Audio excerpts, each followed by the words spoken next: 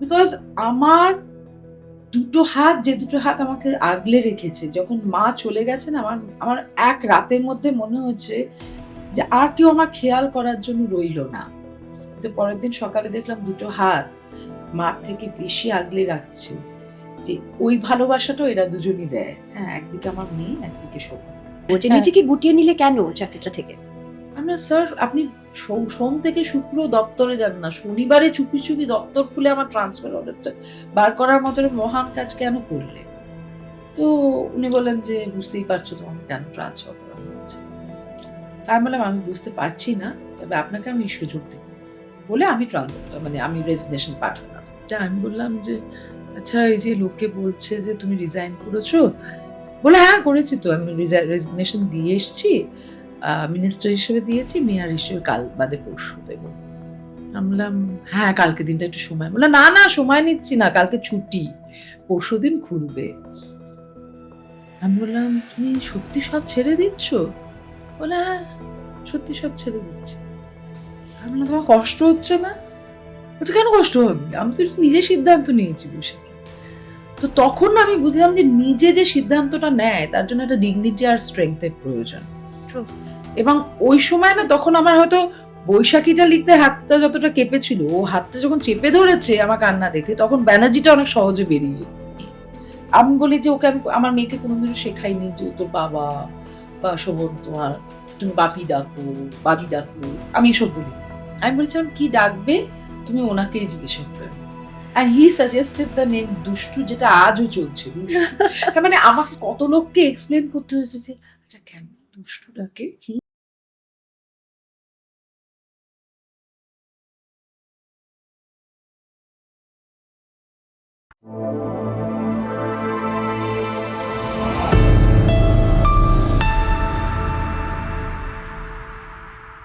কিন্তু এখন এসে কি মনে হয়? দেখো, আমি এটা বলবো না যে আমার জীবনটা আজকে খুব সুন্দর। কারণ আজও এটা খুব কঠিন জীবন। হ্যাঁ? কিন্তু এই কঠিন জীবনটা খুব সুন্দর মানুষদের সঙ্গে আমি ভাগ করে নিতে পারছি। That is my strength. যে দিনের শেষে যখন আমাকে সবাই বলে না যে এত ঘাত প্রতিঘাত গেছে, how do you smile? Because আমার দুটো হাত, যে দুটো হাত আমাকে আগলে রেখেছে, যখন মা চলে গেছে না, আমার আমার এক রাতের মধ্যে মনে হয়েছে যে আর কেউ আমার খেয়াল করার জন্য রইলো না। কিন্তু পরের দিন সকালে দেখলাম দুটো হাত মার থেকে বেশি আগলে রাখছে। যে ওই ভালোবাসাটাও এরা দুজনই দেয়। হ্যাঁ, একদিকে আমার মেয়ে, একদিকে শোভন। তো ওরা দুজন যতক্ষণ যে কারোর মানে আমি তো সবসময় বলি যে একটা ড্রিম লাইফ এর যদি কম্পোনেন্ট খুঁজতে হয়, তাহলে শোভনের মতো একজন পার্টনার আর আমার মেয়ের মতো একটা সন্তান। এই দুটো থাকলে পরে না মানুষ খুব বেশি আর বাইরে কোনো চাহিদা আমাকে অনেকে বলে, "আচ্ছা, এই যে চাকরি ছেড়ে দিয়েছিস।" আমি বললাম, "বিশ্বাস কর, আমার না আ ভীষণ অদ্ভুত ফিলিং ছিল।" ১ম দিন সকালবেলা যখন আমার চাকরি হ্যাঁ, এটা নিয়ে ভাবছিলাম জিজ্ঞেস করব যে হ্যাঁ, নিজেকে গুটিয়ে নিলে কেন চাকরিটা থেকে? দেখো, আমি না অনেক চিন্তা করে রেজিগনেশনটা দিয়েছিলাম। আমার তো চাকরি যায়নি। It was my hmm, conscious decision hmm. That I will put in the paper. তার কারণ হচ্ছে যে যখন আ আমাকে নিয়ে প্রচুর মিডিয়াতে আলোচনা হচ্ছে। এটা খুব স্ট্রেঞ্জ। এটা একটা খুব, এটা কাউকে বলা হয়নি। যে আমার গার্লস কলেজ ছিল। ঠিক হুম। আছে? এবং all my colleagues were female except 1 or 2 non teaching staff. আচ্ছা, এত ঝড় বয়েছে তো আমি কোনোদিনও তাদেরকে এটুকু প্রশ্ন করতে দেখিনি যে, "আচ্ছা, বৈশাখীদি কি হচ্ছে? আচ্ছা, বৈশাখী, কেন তোকে নিয়ে আলোচনা হচ্ছে?" আ আমাকে আমার এক সিনিয়র শুধু বলেছিল যে, "বৈশাখী, you have every reason to lead a good life. তোকে কেউ ভালোবাসেনি মানে এই নয় যে কেউ তোকে ভালোবাসবে না। Please don't withdraw yourself. তোকে যদি কেউ ভালোবাসে তাকে তুই at least accept করার চেষ্টা করিস।" She was a very affectionate person in my hmm, hmm. life. তো এই পুরো কলেজে না আমি এমনভাবে প্রটেক্টেড ছিলাম। শুধু এরা নয়, এদের ফ্যামিলিরাও আমাকে খুব ডিফেন্ড করত। মানে কোথাও যদি একটা খারাপ আলোচনা দেখেছে, আমি দেখেছি কারোর শাশুড়ি আমায় ফোন তুলে বলেছে, "এত অসভ্য মেয়ে তোমার নামে এরকম বলছে।" তো এইগুলো আমার কাছে একটা বিরাট প্রাপ্তি ছিল, সুজাতা। তো যেদিনকে আমাকে হঠাৎ করে একজন সাংবাদিক এসে বলছে যে, "বৈশাখীদি, জানো কালকে না তোমার এখানে একটা ডেমনস্ট্রেশন হবে।" আমি বললাম, হুম, "কিসের ডেমনস্ট্রেশন?" বলছে যে, "দুশ্চরিত্র মহিলা কেন কলেজের টিচার হবে?" আমি বলছি, কারা করবে? বলছে, না এখানে লোকাল লোকেদেরকে তো ইউজ করতে পারছে না। So outsiders will be brought as local people and they are going to demonstrate. একটা তোমার পোস্টারও বানিয়েছি, অমুকে তোমার পোস্টারটা তৈরি করছে। আমি বললাম, তুমি কেন এত খবর নিয়েছো? বলছে, আই ডোন্ট ওয়ান্ট দিস। আমি বললাম, আচ্ছা। তা আমি যারা করবে তাদের একজন মাথাকে ডাকলাম। আমি বললাম যে, আপনারা এটা কেন করবেন? তা বলছে, অমুক পলিটিক্যাল লিডার আমাকে করতে বলেছে। আমি বলছি, তাহলে প্রথম পোস্টারটা শোভনের ওখানে মারা উচিত। কারণ সম্পর্কটা তো একটা মেয়ে তৈরি করে না একা। সম্পর্কের থেকে আমি যদি খারাপ হই, তাহলে ইকুয়ালি খারাপ কলকাতার মেয়রও। এবং একজন কলেজের টিচারের আগে তো কলকাতার মেয়রকে তাহলে গিয়ে মানে প্রথম ডেমনস্ট্রেশনটা হওয়া উচিত। তা বলছে, না আমাদেরকে বলা হয়েছে ওনাকে ডিস্টার্ব করবে না, ওনাকে গিয়ে করবে। আমি বললাম, what do you people want? ছেড়ে দিলে ভালো হয়। তখন বলছে যে, বুঝতেই পারছেন আপনাকে সরানোর জন্যই করছে। তো আমি তখন পার্থ চ্যাটার্জিকে ফোন তুলে বললাম যে, স্যার আমাকে প্লিজ সরাবেন না। আপনি বলবেন, আমি রেজিগনেশনটা দিয়ে রাখবো। সেই দিনকে অ্যাকসেপ্ট করে নেবেন। উনি বলে, আরে আমি থাকতে কখনো চিন্তা আছে তোমার? আমি তোমার কখনো অসম্মান হতে দেবো বসে? ক্যান আই ট্রাস্টেড হিম? যে নিশ্চয়ই। এবং সত্যিকারের উনি অনেকটা প্রোটেকশন দিয়েছিলেন। তারপরে একদিন একটা শনিবার হঠাৎ আমি শুনলাম, মানে আমি যখন কলেজে যাচ্ছি না ওই প্যান্ডেমিকে, হঠাৎ করে শুনলাম কলেজের সামনে একটা ডেমনস্ট্রেশন বসেছে। And all are fake students, none were my students. হ্যাঁ, তাদের সব পরিবার সাজিয়ে নিয়ে গিয়ে ওখানে প্রচুর ডেমনস্ট্রেশন চলছে যে আমি আমার ব্যক্তিগত লাইফে এত ব্যস্ত যে আমি কেন স্টুডেন্টদের সময় দিচ্ছি না। প্যান্ডেমিকে কলেজ বন্ধ, মানে আমি কাকে গিয়ে কোথায় সময় দিতাম আমি জানি না। তো সেখানে আমি ওটা দেখার পর আমি বললাম যে, "এটা কি হচ্ছে স্যার?" তো উনি আমাকে না বললেন, "হ্যাঁ, এটা খুব অন্যায় হচ্ছে, আমি দেখছি।" পরের দিন সকালে কেম মাই ট্রান্সফার অর্ডার। ওকে। সুজাতা ২০০০ একে আমি চাকরি পেয়েছি। ২০০১ থেকে ৫ আমাকে কলেজ সার্ভিস কমিশনের বিরুদ্ধে আইনি লড়াই লড়তে হয়েছে। কোটি টাকা খরচ করে, ঠিক আছে? জাস্ট কেন?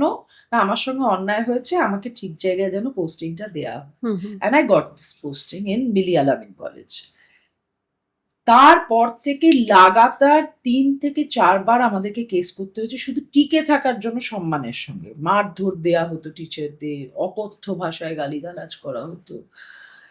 তো আমরা ওই ঘেঁটোটায় না একটা জেদ তৈরি হয়ে গেছিল। আমরা ৪ জন পার্মানেন্ট টিচার ছিলাম।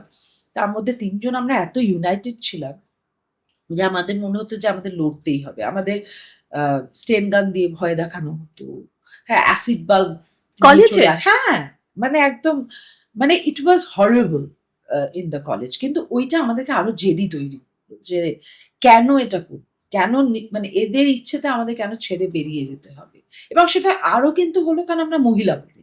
হ্যাঁ, মানে আমাদেরকে এরকম বলা হতো যে আ মহিলারা আবার চাকরি করতে আসবে কেন? মহিলারা তো আসলে prostitutes. This is the only profession you are born for. এবং এটা বলছেন কে? আমার কলেজের ভাইস প্রেসিডেন্ট যিনি একজন প্রাক্তন আইপিএস এবং তখনকার একজন বিধায়ক, তিনি বলছেন।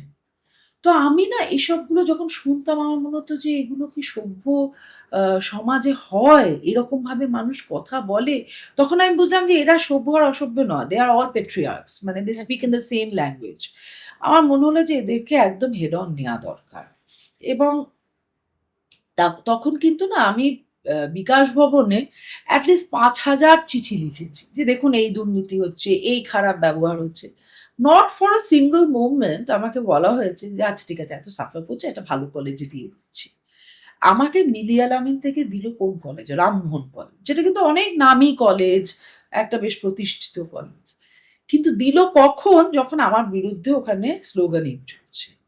তো আমি বললাম যে এটা তো আমার জন্য আমি একটা অপবাদ মাথায় নিয়ে চলে গেলাম। যে হুম। আমাকে বলছে I am a communal person, আমি স্টুডেন্টদেরকে অত্যাচার করি, I am a bad natured person আর আপনি আমাকে রামমোহন কলেজে দিচ্ছেন।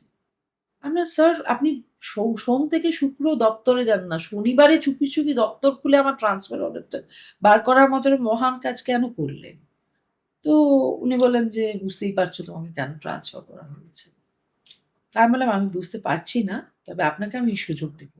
বলে আমি মানে আমি রেজিগনেশন পাঠালাম। এবং রেজিগনেশনের ছত্রে আমি লিখলাম যে, "আপনারা আমার সঙ্গে কি করেছেন? How you people have basically ruined my career." এবং আমার তখন ২২ বছর চাকরি বাকি। একটা মানুষের ওইটা পেন ডাউন করতে না মানে এবং আমি আবার বলি যে আমি যখন রেজিগনেশন লিখছি প্রচুর কাঁদছিলাম, প্রচুর। মানে আমি খালি ভাবছিলাম যে আমার মার স্বপ্ন ছিল, আমি এইটুকু স্বপ্নও পূরণ করতে পারলাম না, যে I could written my service. তো তখন না শোভন আমাকে বলতো, আমার এখনো মনে আছে, আমার হাতটা ধরে বলছে কি, বৈশাখী আমিও রেজিগনেশন দিয়েছি, তুমি ভুলে যেও না। এবং ও আমার আগে রেজিগনেশন দিয়েছে 2018 সালে। তখন না আমি ওর দিকে তাকিয়ে আই গট দ্য স্ট্রেংথ। আমার মনে হলো যে আমি কি ছাড়ছি, আমার তো একটা সামান্য চাকরি, আর ও তো একটা মানে যাকে বলে রাজ্য পাচ্ছিল। একদম। এবং বিশ্বাস করো যেদিন কেউ রেজিগনেশন দিয়েছে, তো I have seen so many kinds of reaction. People were crying, some people were happy, people were criticising, some people were অ্যাডমায়ারিং। এবং কেউ আমাকে দায়ী করছে, আবার কেউ বলছে তুই কি লাকি, তোর জন্য সবকিছু ছেড়ে দিচ্ছে। আমি তো এই রকম টালমাটাল অবস্থা, আমি বাড়িতে ঢুকছি, ঢুকেই আমি দেখছি যে ওর যারা সব কাছের লোক তারা কান্নাকাটি করছে। আর অটোমেটিক অন্যের কান্নাটা দেখলে তোমার দেখবে তোমার নিজের একটা কান্না আসতে থাকে। আমি কাঁদতে কাঁদতে ওর ঘরে ঢুকে আমি দেখছি তিনি নিশ্চিন্তে ঘুমোচ্ছেন। আমি ভাবছি বোধহয় এটা নিশ্চয়ই ফেক করছে। আমি বলছি কি তুমি সত্যিকারে ঘুমোচ্ছ নাকি? একদম গভীর ঘুম থেকে বলছে, ও তুমি চলে এসো, তাহলে চলো খেয়ে নি। ভাবছি বোধহয় শোকে পাগল হয়ে গেছে, মানে এটা কখনো হতে পারে যে মেয়রের পদে রেজিগনেশন দিয়ে এসে ঘুমিয়ে পড়েছে? তো তারপরে তখনই ওর একটা ফোন এলো, ফোনে কথাবার্তা বললো, নর্মাল খাওয়া দাওয়া করলো। আমি কিছুতেই কথাটা তুলতে পারছি না। আমি ভাবছি বোধহয় বাইরে যা ওটা বলছে বললো ওদের রটনা, বোধহয় তাহলে রিজাইন করেনি। যা আমি বললাম যে আচ্ছা এই যে লোকে বলছে যে তুমি রিজাইন করেছো, বলে হ্যাঁ করেছি তো, আমি রেজিগনেশন দিয়ে এসছি, মিনিস্টার হিসেবে দিয়েছি, মেয়র হিসেবে কাল বাদে পরশু দেবো। আমি বললাম হ্যাঁ কালকে দিনটা একটু সময়, বললাম না না সময় নিচ্ছি না, কালকে ছুটি, পরশু দিন খুলবে। আমি বললাম তুমি সত্যি সব ছেড়ে দিচ্ছ? বলে হ্যাঁ সত্যি সব ছেড়ে দিচ্ছি। আমি বললাম তোমার কষ্ট হচ্ছে না? বলছে কেন কষ্ট হবে, আমি তো নিজে সিদ্ধান্ত নিয়েছি বসে। তো তখন না আমি বুঝলাম যে নিজে যে সিদ্ধান্তটা নেয় তার জন্য একটা ডিগনিটি আর স্ট্রেংথের প্রয়োজন। এবং ওই সময় না তখন আমার হয়তো বৈশাখীটা লিখতে হাতটা যতটা কেঁপেছিল, ও হাতটা যখন চেপে ধরেছে আমার কান্না দেখে, তখন ব্যানার্জিটা অনেক সহজে বেরিয়ে। এবং তখন আমি চিঠিটার মধ্যে যে আমার চিঠিটা যে কেউ পড়লে পরে বুঝবে যে আমার তখন ভেতরের বিটারনেসটা কতটা। আমি সেটা পূজার করে লিখে পাঠিয়ে দিলাম এবং আজ পর্যন্ত তারা সেটা অ্যাকসেপ্ট হয়নি না। তো সেইভাবেই রয়েছে, ওটা ওরম ভাবেই রয়েছে। আমার টাকা পয়সাও সরকারের ঘরে সুরক্ষিত আছে, আর আমার রেজিগনেশনটা কোনো একটা ফাইলে বোধহয় সুরক্ষিত রেখে দিয়েছে। তাই আমি বলেছি ওটা হিস্টোরিক্যাল ডকুমেন্টের মধ্যে থাকবে।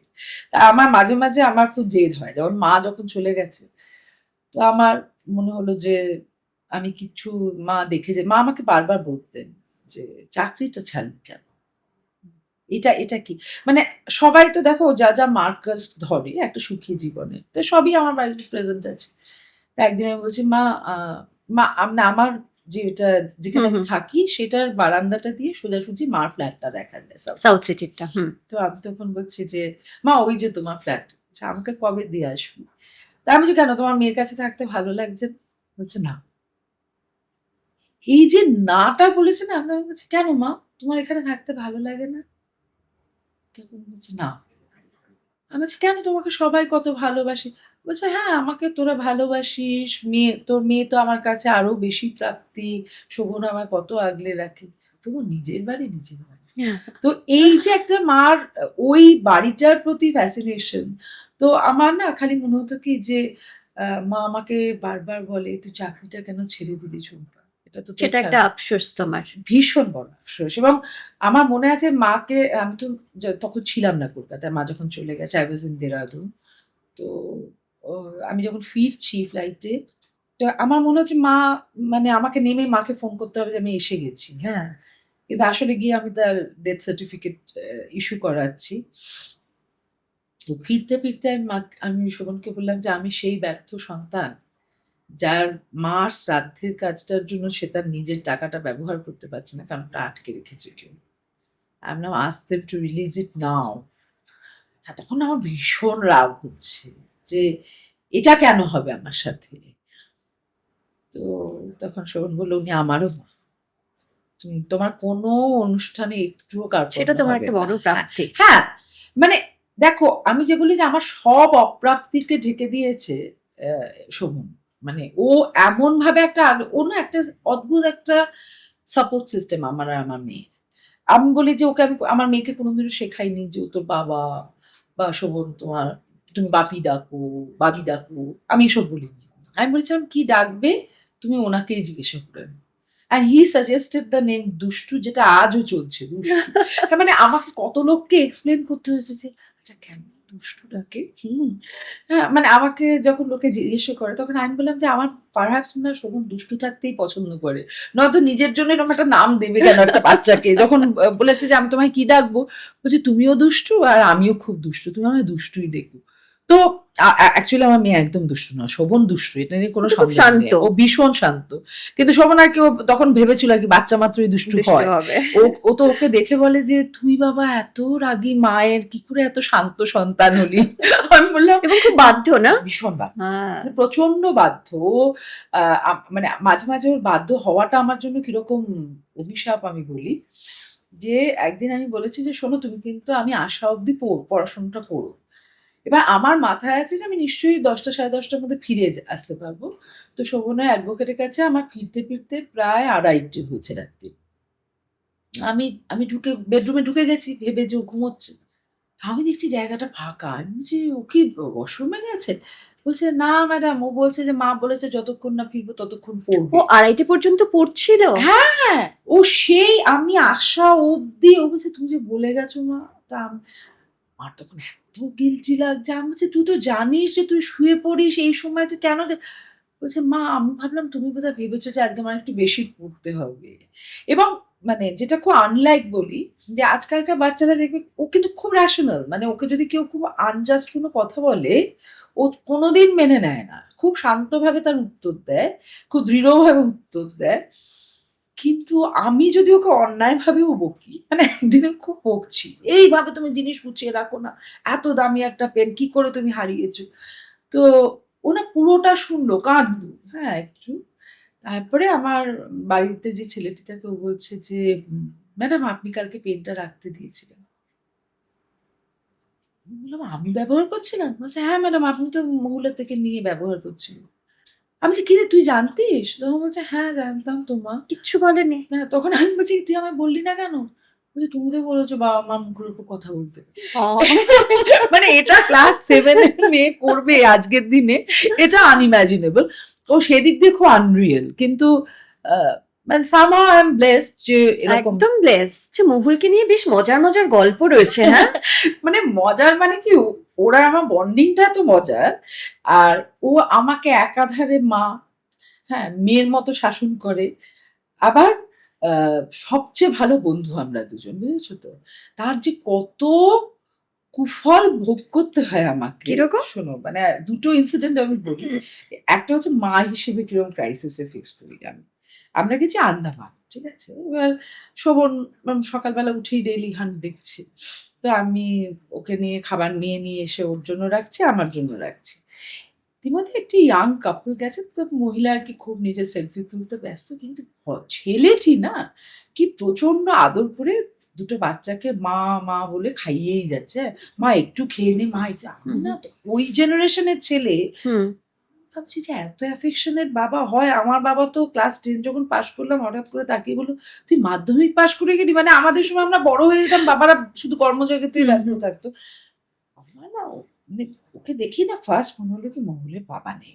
হুম, মানে হুম। এটা আমার ভেতরে মানে একদম ইনস্ট্যান্টলি মনে হলো যে আচ্ছা ওকেও তো কেউ এরকম আদর করে খাওয়াতে পারতো। হ্যাঁ, ওর সঙ্গেও কেউ এরকম করতে পারতো। আমার সিদ্ধান্তের জন্য হয়তো সেটা ও পায়নি।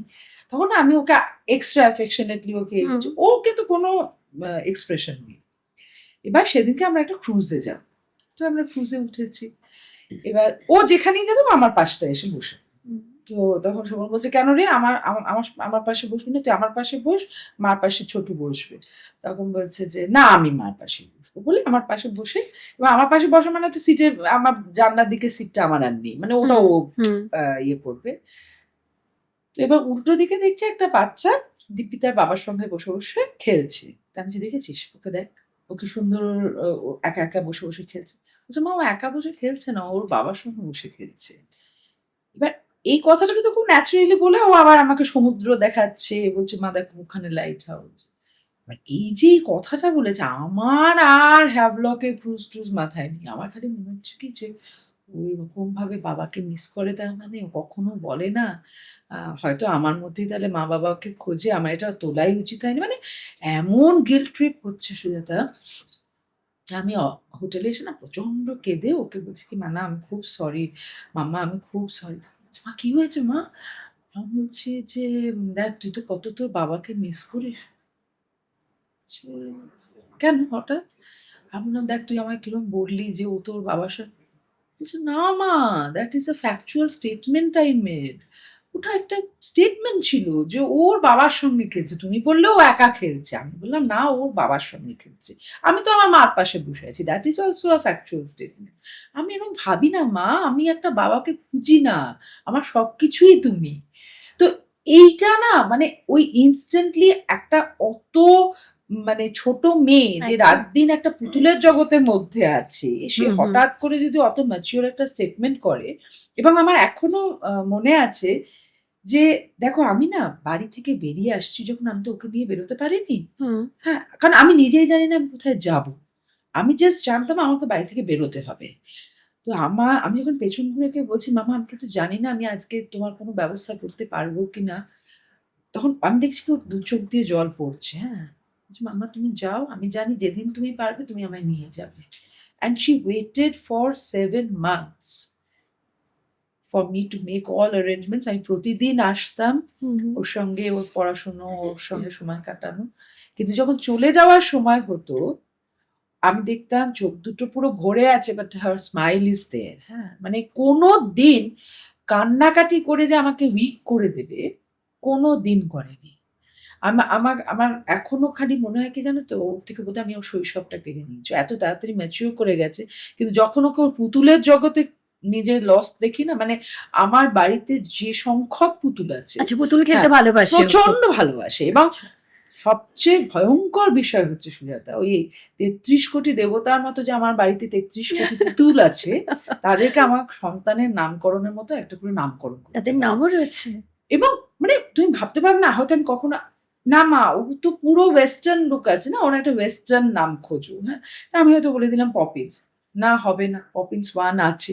আমরা তাহলে পপিন্স 2, পপিন্স 2 টা কি নাম? আমরা কেন চার্লস দ্য ফার্স্ট হতে পারে, চার্লস দ্য সেকেন্ড হতে পারে, পপিন্স 2 হতে পারে? ও আচ্ছা ঠিক আছে।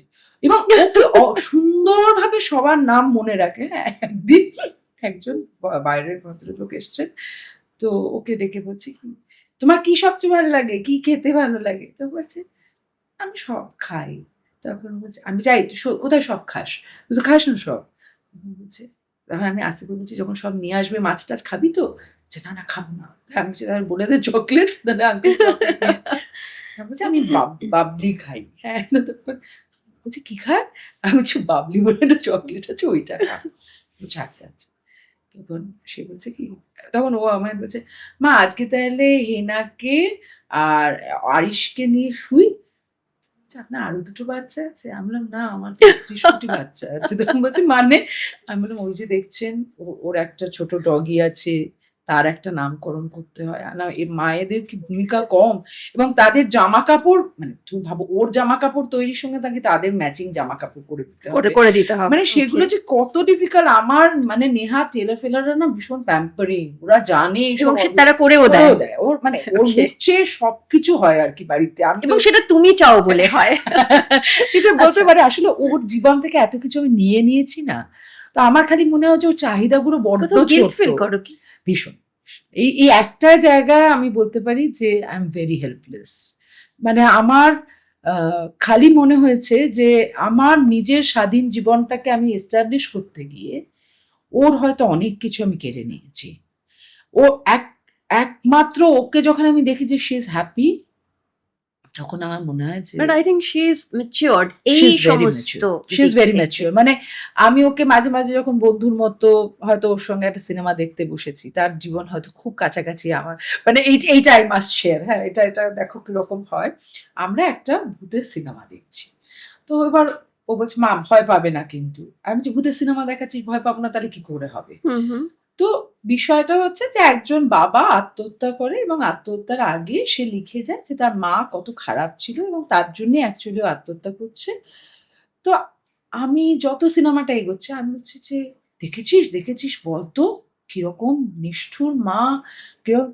ও দেখছি কোনো এক্সপ্রেশন দিচ্ছে না। আমি বলছি, "কিরে তুই কিছু বলছিস না?"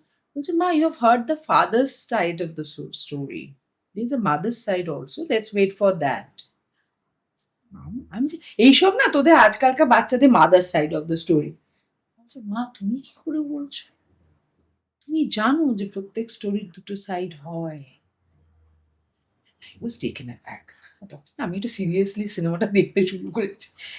And it so happened যে দেখাচ্ছে যে লাস্টেও মৃত্যুর সময় ভদ্রলোক তার ওয়াইফকে এক্সপ্লয়েট করার জন্য, যাতে ওয়াইফকে মেয়ে সারা জীবন হেট করে, ওই মিথ্যে স্টোরিটা লিখে গেছে। Actually he was an abusive person. ওর ওয়াইফকে অ্যাবিউজ করতো এবং ফিজিক্যালি টর্চার করতো এবং এক ভদ্রলোক এসে ওকে সালভেজ করে, যাকে নিয়ে এই পুরো স্টোরিটাকে ও মিথ্যে বানিয়ে মেয়ের মাথায় ঢুকিয়ে দিয়ে যায়।